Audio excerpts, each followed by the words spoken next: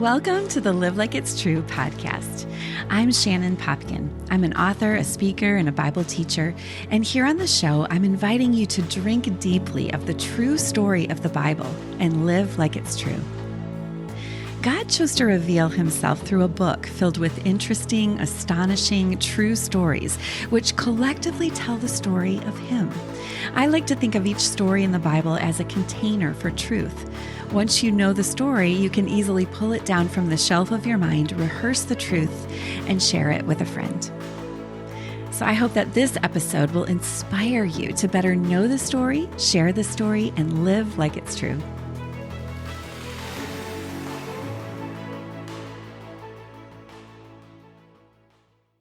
Shadia Hrichi, welcome to Live Like It's True. Oh, thank you so much for having me. I'm glad to be here. It's always fun to have another Bible study author in the house. So we're super excited to have this conversation with you about the story of Rahab. But I just want to introduce our listeners to you real quick. So you are a passionate Bible teacher, an award-winning author, and a speaker, and you love to stir the hearts and minds of your audience through personal story, illustration, and unwavering confidence in the authority of God's word. You are a girl after my own heart. And you hold a master's in biblical and theology studies. Where did you get your degree from? Western Seminary. Okay. And you are the author of several Bible studies, including Rahab, Tamar, Hagar, Legion, and Worthy of Love. Mm-hmm. Are all of these with, is it Abilene? Abilene, is that how you say it? Leafwood Publishers with Abilene. All of them except for Worthy of Love. Okay. Worthy of Love is a different context, which we can talk about some of the, later on. Sure. But yeah. Okay. All right. So, and you are from Northern California. So that's lovely. I'm a little spoiled. I'm originally from the East Coast, but now I'm on the West Coast. I've been here over like 25 years, and I love the sunshine. I'm so spoiled. Well, and it says you love to visit the ocean each week for a date with Jesus. My goodness, that sounds perfect. I would love that as well. I live close to Lake Michigan, so I kind of pretend it's the ocean. It's as far as you can see, so but I don't get there on a weekly basis. That's pretty cool. I try. Yeah.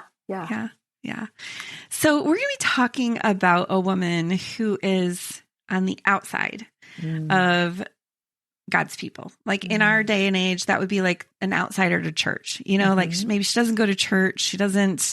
That's just not even on her radar. Have you ever felt like an outsider, Shadia? I don't know you very well. So maybe this is a question that I don't really even know how you might answer this. Actually, it's a great question. Oh, good. Okay.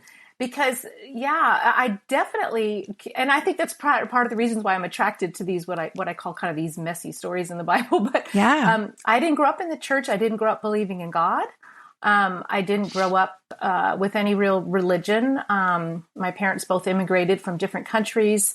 They were raised in different religions. My mom was raised Lutheran, my father moderate Muslim, and my stepfather, who joined the family, after my parents' divorce, he was raised Jewish. So it's like, all of this, exposure, I would say, but none of them had faith. There was no faith. I didn't grow up believing in God. And I became a Christian at the age of 30, and it just rocked my world. Rocked my world because I had made so many mistakes in my past. A lot of painful, poor choices, shameful choices, and bad choices, and so forth. And to recognize and come to find that there is a God that was watching over me and protecting me, even through what seemed like I'm alone and I'm hurting and so forth. God was actually there. Definitely can relate to feeling like an outsider. Interesting. Is there like a moment that you can remember where you were looking in on church people, before you met Christ? Is there, did you have an impression of what church people were like, or could you paint a scene where you're looking in on the church from the outside? Yeah, I remember, there's a couple moments that come to my mind. I remember one time, so I got saved at 30. When I was in college, I remember, and it's only looking back now that I realized, he was a Christian. You know what I mean? Like, I didn't get it at the time, but we were in some class, we were reading books and like on philosophy or I don't know, a bunch of things. And I remember him and I kind of having this like little debate going on about what was right, what was wrong. And, sex before marriage, because I was living with my boyfriend at the time. And he wasn't just trying to be like, just beat on me or anything, but like I was just exposed to like this whole different worldview, and I was like, wow, where does that come from? It was so foreign to me. Sure. It was truly foreign to me.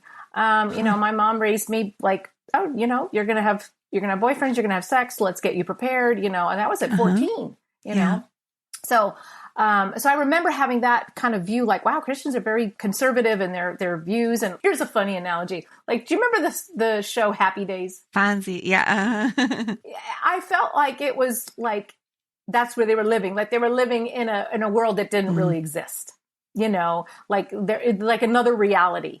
Like you're living in an alternate reality that's just not how the world works, kind of thing. Yeah. When I was 30 and God introduced me to a group of Christians, and I was like, oh, wow, these people are nice. They're cool. They're smart. And yet they believe in God and, the Bible. And so I really had to reconcile with that. I didn't know at the time, of course, I was the project in the sense that I was the only non-believer. Well, I was married at the time. It was both me and my husband. We were invited to this Bible study. It wasn't even my idea to go. It was actually his.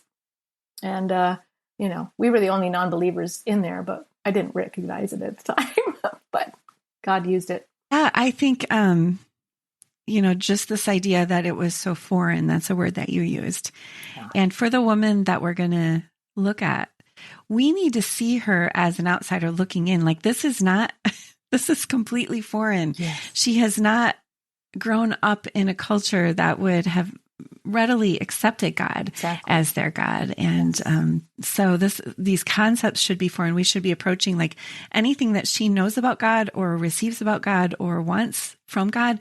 This should all surprise us as we look in on this story. And, here on this podcast, we really focus on the literary aspects of these narratives.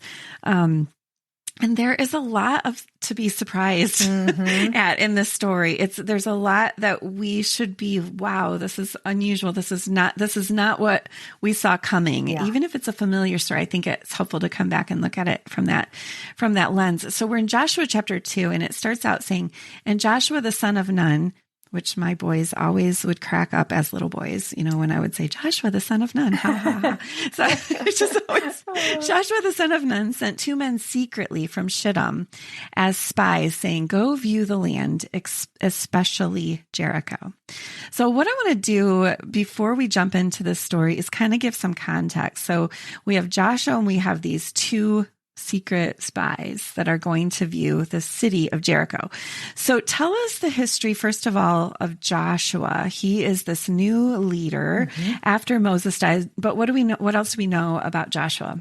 So what we know about Joshua is when Moses was leading the Israelites, after the escape from Egypt and their, wandering in the deserts because of their rebellion. Well, before that rebellion took place, Moses had sent 12 spies into the land. And Joshua was one of the 2 of the 10 who actually believed in God and trusted in God and tried to encourage the people to enter the promised land under the leadership of Moses. But the people rebelled and actually wanted Joshua and the other spy at that time, which was Caleb. They wanted them stoned to death. That's how rebellious the people were. Like, oh, it's too scary. It's too big. We're not going in. And so then God judges, the Israelites. Well, you're going to spend 40 years in the wilderness for this rebellion. And Moses raises up, God is raising him up, but Moses is raising up Joshua as sort of his assistant. And he becomes, after Moses dies, Joshua is the new leader of the Israelites. And the 40 years have passed. And finally, all the generation, except for Joshua and Caleb, who rebelled against God, had passed away. And a new generation was raised up. And so now under the leadership of Joshua, they're ready to enter the promised land. Yep. So they're headed into the promised land. And you can imagine that Joshua is like, all right, we made this mistake once, Exactly. sending spies into this land, and it cost us 40 years, and we're going to take care to use some discernment, use some discretion here. Yeah. So when it says that he sent 2 men secretly, he's not sending 12 this time. Right. He's sending 2, and he's sending them, into the same land that he went into like 40 years ago as a young man. And he's one of the oldest people going in, because everyone except for him and Caleb have died. Everyone, it said 20 years and up. So he's one of the only elders in Israel. And he is using all this discernment. It's like, all right, we're sending 2 spies in. And I think secretly means you're going to come back and talk to me before you spread this report. Yeah. That's exactly as you just pointed out. So Joshua was very discerning, very, cognizant of what happened before. And he's like, he's just going to take his 2 most trusted men and let them come back to him personally. Yeah. I was just imagining, I wonder if it was maybe his son. I don't know. Like, who would you trust most? Who knows? But they aren't named, which I think is interesting in this story. These 2 spies aren't named. But what do we know? Like, think of it through the eyes of these 2 spies. What do we know about them? What have they lived through?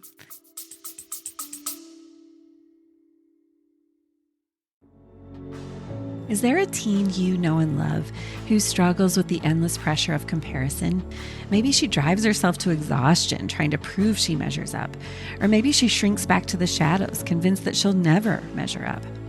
In my brand new book, Comparison Girl for Teens, co-authored with Lee Nienhuis, we're talking about the new face of this age-old problem, comparison. We've got lots of fun quizzes and stories to keep her engaged, and we've broken up the chapters by topic, talking about things that she's got questions about, comparing beauty, comparing femininity, comparing popularity, and more. But ultimately, our goal is to invite your teen to Jesus's healthier, happier way of living me-free. So come visit comparisongirl.com and get the answers that both she and you need on how to thrive beyond measure in a world that compares.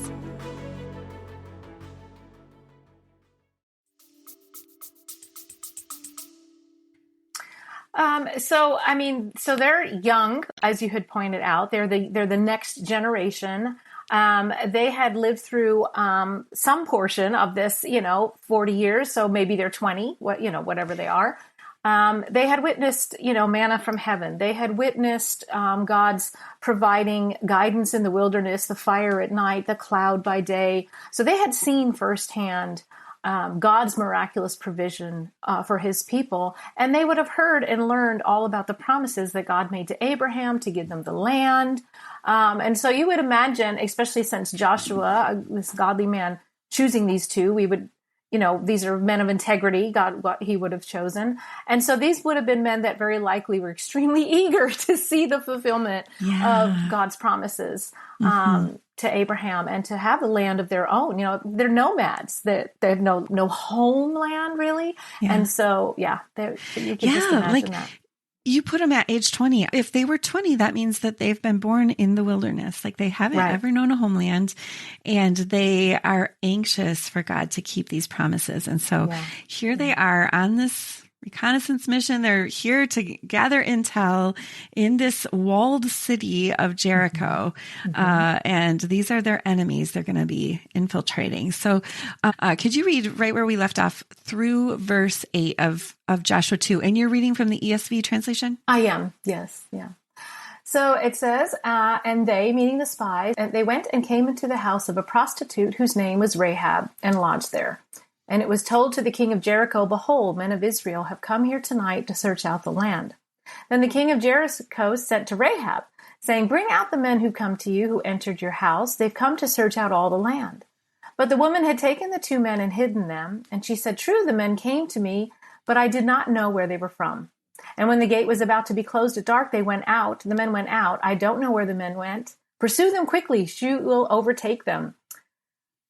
And so that's what she says to the soldiers at her door, the messengers from the king. And then it continues.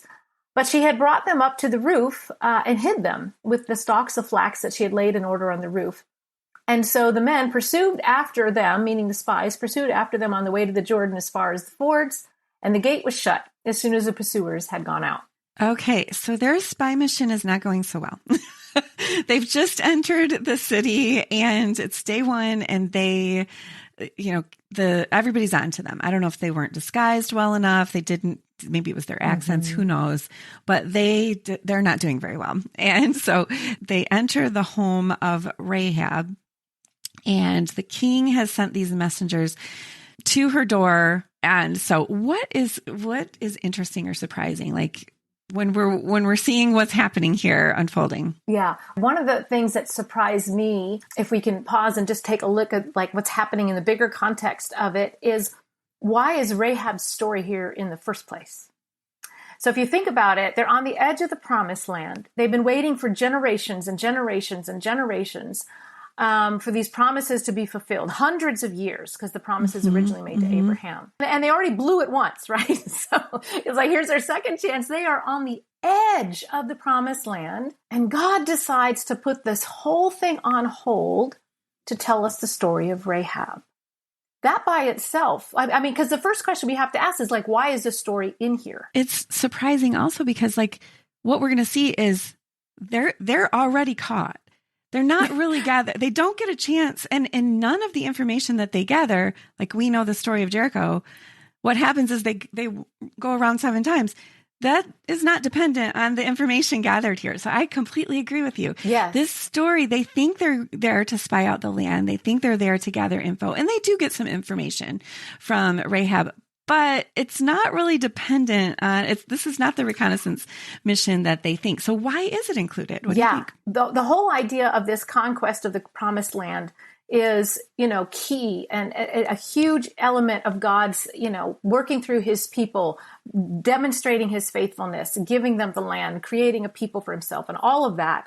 And to pause and tell us about this one prostitute, as you had just shared, there was no strategic or military information that the spies bring back to Joshua. If we were to read through the whole story, they bring back basically Rahab's words, which we're going to come to shortly, that, the people are in fear of you and so forth, but nothing militarily, nothing strategic. So there has to be another reason. Why are we told about Rahab's story? Because it could have just simply skipped over. You know what I mean? Like he sent 2 spies, they learn nothing, we cross over, right? But no. And the reason is because, as we're going to get to in the verses to come, Rahab has faith. She has come to recognize the Israel God as the one true God. She makes this profound statement of faith in verses 9 through 11, which we'll come to. In the meantime, she's hiding the Israelite spies. She's putting her life at risk. She's going head to head with the king of Jericho, his soldiers at her door. I mean, this is extraordinary that she would be willing to put her life at risk. So let's come back to that thought here in a second. But yeah, the surprise first is that the story is even included, like we've talked about. And I think up until now, as we look at what's happening through the story of the Bible, we're learning about a God who makes promises and a God who keeps his promises to his covenant people. But now we're learning something about what God thinks of the outsider. And really that's a question all throughout the Bible. And God kind of holds the suspense throughout all of the Old Testament leading to the New Testament. I mean, really what the impression you get in large part from the Old Testament is that God kind of plays favorites. He chooses one couple and pours all of his blessing on them. And yet you and I are part of the outsider group, right? Unless, maybe you have some Jewish blood. I do not. And so I would have been, if I lived in these times, I would have been seen as an outsider. And so as I approach the Bible, I'm asking like, well, what does God think of me? What does he think of me, the outsider?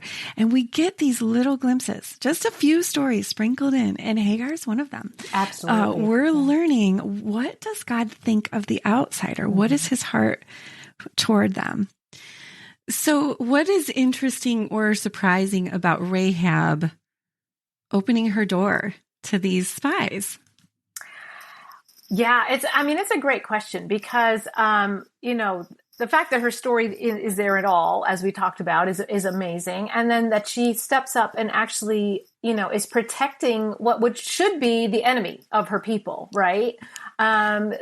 She's already aware that the Israelites had annihilated some other kingdoms and that they were on their way to Jericho. And so It's astonishing that she would hide them, unless, of course, there is an act of faith that is going on in her heart. She has to recognize, who the true enemy is, who the true God is, in order for her to have the courage to risk her life in such a way. Yeah, she's not just siding with an enemy army. She's got her sights set on something bigger. I'm trying to think, like, I just saw it in my news feed, and I'm not a news junkie. So I listen to the, I think it's called the Pour Over. I get an email every few days and it just gives me a high level. So I am not a news junkie, but I did read something about there are cranes that the United States is concerned that, I think it's China, is spying on the U.S. I don't have the full details, but I thought that is strange. I don't know. But that would be like, let's say we know that China is spying on the U.S. And so I let some Chinese soldiers stay with me and set up their equipment in my backyard. Like, that would just be weird. I would never do that. Right. Because I'm an American. I'm going to be siding with Americans. Like, that would never happen. But it's happening here to this woman. Like, she has the enemy spying in her backyard, and she lets them in. So this is surprising. This is the makings of a blockbuster, right? It really is, because there's something else going on kind of behind the scenes here, because while this is happening, while Rahab is, siding with the enemy, so to speak, we have the Israelites at this period of time.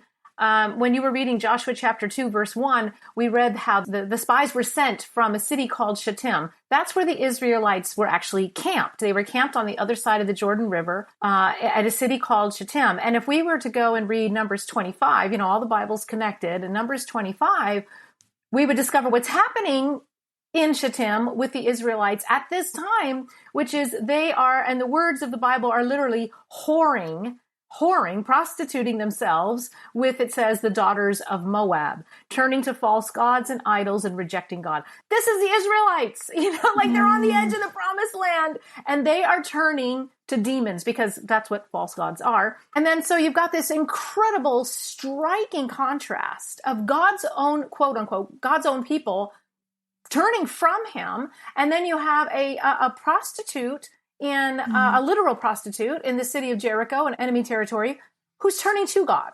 And that's intentional. This is very intentional. God is showing us a contrast, like just having the name of God as your, like I am part of God's community doesn't necessarily mean you're not going to reject him or fail him or grieve him, as his people did repeatedly. And then you have Rahab, who lived her whole life in rebellion against God, whether she understood it or not. And here she is turning to God. This is a very theologically significant story in the Bible for just that one reason. And again, remember, we're at the edge of the promised land, an event that kind of defined God's people. And God is pausing this story to tell us about Rahab. So there is something that transcends all that is going on in that moment. Yeah, right. Man, to see that juxtaposition, that's quite interesting. Yeah. And throughout the Bible, God's people are, there's this metaphor of marriage where God is committing himself to them like a marriage partner, like he makes the covenant, he walks through the pieces. We talked about that in our series on Abraham and Sarah, but God's people consistently play the harlot, play the prostitute. We go after everyone but God, right? And yet here's a woman in a pagan city and who is a prostitute. I think it's surprising that a prostitute is the character that we're looking at, I mean, it could be anyone, but it's a prostitute. I think we know that prostitution is not any little girl's dream of what she hopes to be when she grows up. It's usually something that is happens to her, not something that she chooses. Absolutely. And so this is likely Rahab's story. Perhaps there was poverty, perhaps something out of her control with her family that she's come from. We don't know, but she is the one who's opening the door. I want to say too, I don't think we should make any sort of accusation that the spies are going to her for this reason. The text doesn't say anything There's that no would lead us to support for believe that. Yeah. So I think they're just looking for a place to, maybe they know they've been found out. Maybe they're like, oh, I think those guys heard us. I think we've got to find cover. We got to find a place to stay. And maybe she owned an inn. Yeah, there's many theories. When you consider where Rahab's coming from, she's the only person in the entire city whose heart is turning towards God. And so just that fact alone tells us that the spies entering their house, this was orchestrated by God. Yeah. It's not a coincidence. You know what I mean? This was a big city too. It's also a very, very popular trade route because of their location. This was not a little tiny town. This is a big, huge place. And, of all the places that they could possibly land, this is God orchestrating their steps. But we don't, like you said, we don't know the details, but there is nothing in the text to support that they were there. They were on a reconnaissance mission from Joshua, handpicked by Joshua. These were his most trusted men. I think what we see also in what you just said is, God is guiding these two spies to her, but God is also rescuing her through the spies. Absolutely. This is, when you look at the story and read it backward, what you realize is this was not really a spy mission. It was really a rescue operation. Amen. And like you said, all we know is there is one woman in this whole town, and I think we're gonna have to wrap up our conversation now and pick it up in the next episode. But we're going to see this woman she's putting her life at risk, and we're going to hear her heart in what she says. I love when these stories of the Bible give us direct quotes, because we get a direct window into the heart of the people. And right here, what we see is a woman who's lying. This is at great risk to herself, where these spies come to her door, and what she says, I'm going to read what her words in our Bibles. True, the men came to me, but I did not know where they were from. Lie, and when the gate was about to be closed at dark, the men went out. Lie number 2. I don't know where these men went. Lie number 3, pursue them quickly. You will overtake them. She's encouraging them. She's setting them on a course to divert them away. She's hiding the two spies. She's giving them protection. She's already, and it says she had brought them, and back in verse 4, the woman had taken the 2 men and hidden them.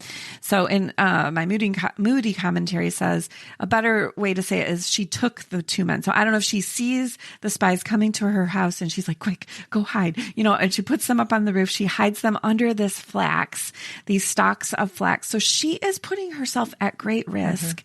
And she's getting the credit. She made the choice. It's not a passive, they were seeking refuge and this was I'm going to hide these men from the king's messengers. She's a very resourceful, very wise, very clever, but also very courageous, I think. But the key here is the action is actually credited to Rahab. In James, there's a verse that mentions her, and it's a passage talking about that we have to have action to prove our faith. We can never just have faith alone. Faith and works go together. And so I love it. This is an active verb. She's actively proving her faith. She's making a choice to align herself with her enemies, but with God. And we're going to hear her words next time. But for right now, let's just pause and look at this story. Here's a story that's unnecessary to the plot line of God's people entering Jericho. They're going to walk around the city 7 times. The walls are going to cave in. And this isn't necessary except for Rahab.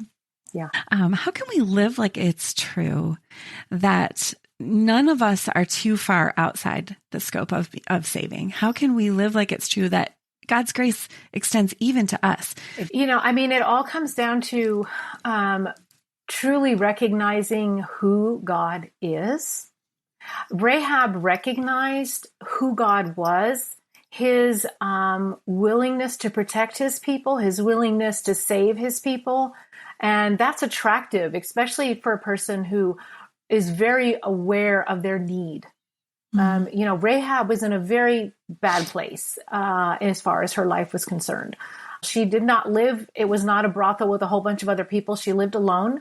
Her family was not with her. So she's all alone in the world. And yet here is this God, her heart is just drawn to him. And for us, it's like we were talking about at the beginning, what was my view of Christians? How did it look from the outside in? And I had kind of a distorted view. Rahab, in God's grace, God gave her a glimpse of who he was and drew her to himself. The New Testament says that no one can come. The Christ said no one can come unless God draws him, Father draws him. And so she is responding to that because of the attractiveness of who God is. She had a very high respect and healthy fear of God, which is kind of missing a lot in our teaching today, to have a healthy reverential fear of God and his power. It's missing in our culture too. Yeah, exactly. Rahab, from God's people's point of view, a pagan female prostitute. It doesn't get any lower than that, right? As far as society goes.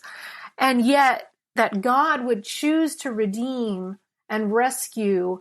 And not only that, she ends up in the lineage of Christ. The ancestry of Christ. This is just an incredible picture of who God is, but also it's a picture of who we are. Because Rahab's story ultimately is our story. The reason she's in here, the reason her story is presented in such a way is because God is asking us to recognize that's you. I saved you from that life. Yeah. It doesn't matter, what our actual steps that we've made in each of our lives. Each of us are in need of a savior. Each of us are born sinners and in rebellion. And we need salvation no different than Rahab did. Her story is actually our story. And that's why it's in there. I love it. And so if there's someone listening who feels like an outsider, who feels like your life is too far gone, you have lived in rebellion to God, and for some reason you have happened upon this conversation and you've never turned to him, this story is for you. Amen. Here is a woman, she couldn't be further outside of God's design for his people, and yet she was welcomed in. And so I see another thing in this story, like, how do we live like it's true that God is willing to risk it all to rescue the one? These are his enemies. He has chosen destruction for this group of people. And yet, like I just said, this what started out to be a spy mission has actually turned into a rescue mission. Yes. This woman is going to be rescued. And that was worth it to God. God knew that. He's sovereign. He knows ahead of time, the end from the beginning. He knew the story before it was written. And so he has sent these two spies in because it was worth it. Yeah. And the way that I want to live like that's true is I want to see those outsiders who might be coming in and who might present risk, I want to see them as worth it. Because sometimes when the outsider enters my small group, comes in as a friend of a family member or comes in to my church, I feel like maybe the spies did, like, I don't know, can I trust you? Right? I don't know. Is this worth it? I don't know. And I want to see it the way God does. They're worth it. They're worth the risk because, like you said, he inserted this story about the outsider so that we could see God's heart. This story, every story in the Bible is mostly about God. We're seeing his design for the rest of the world. So Shadia, let's pick it up next time and talk about what's going to happen after these king's men leave and what Rahab's going to say to these spies. Such a beautiful story. And I'm so excited that we get to continue it next time. Awesome. Let me just remind you that each story of the Bible is true. Collectively, these stories help us to know God and understand this true story that we are all part of. If you want to live like the true story is the true story, I've designed my false narrative watch list to help you identify and reject the world's lies, which are corrected by the truth of God's word. This is a free download. There's a link in the show notes. It's going to help you take what we've discussed here on the podcast and live like it's true. We've also provided links for you to easily find our guests who have been here on the show. And I hope you'll also check out some of the resources that we've mentioned here in conversation. The links for all of those things are there for you in the show notes. Live Like It's True is part of the Resound Media Network. For more gospel-centered resources, go to resoundmedia.cc. Thanks to my son, Cade Popkin, for providing all of our music, and to my assistant, Katie Veenstra, who helps produce the show. And thanks to you for tuning in and for sharing this podcast with others. And now it's time to go live like it's true.